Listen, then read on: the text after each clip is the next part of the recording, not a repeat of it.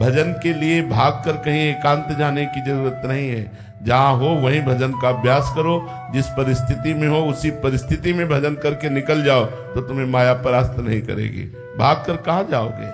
कहीं एकांत नहीं है, एकांत तो हृदय में है। और हमारा जब हृदय भगवान के लिए तड़पने लगा तो इसी का तो नाम भजन है। हम नौकरी करते हुए, व्यापार करते हुए, किसानी करते हुए, गृहस्थ के कार्य करते हुए, सबके बीच में रहते हुए, रिश्तेदारों से मिलते हुए भी हमारा हृदय तड़प रहा है भजन के लिए, इसलिए हमारा भजन चल रहा है।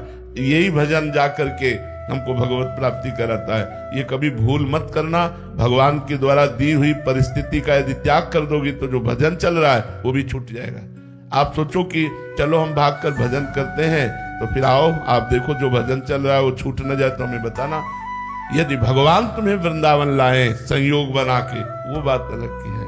क्योंकि यहाँ होगी भोजन व्यवस्था, रहने की व्यवस्था, किसी का संग, किसी का आश्रय, वो आपके भजन को बाधा पहुंचा देगा। जहां हो, जिस परिस्थिति में हो, तुम्हारा केवल कर्तव्य है भजन को संभालते रहना। परिस्थिति के बदलने की मांग ना चाहना, कहीं आने जाने की बात मन में ना आना।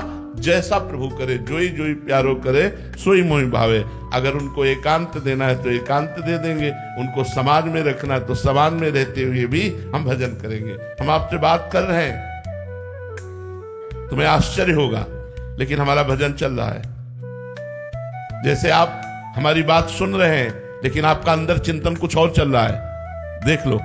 ऐसे ही भजन होता है कि हम आपसे बात कर रहे हैं लेकिन हमारा आंतरिक हृदय किसी और क्षेत्र में लगा हुआ है। ऐसे भजन होता है। बाहर से हम संसारिकता में लगे हैं और अंदर से भगवान को पुकार रहे हैं। यही सबसे बड़ा भजन है। आप भागना नहीं किसी परिस्थिति से। जैसी परिस्थिति भगवान ने दी है उसी परिस्थिति में भजन करके निर्वाह कर ले जाओ तो भगवत प्राप्ति हो जाएगी।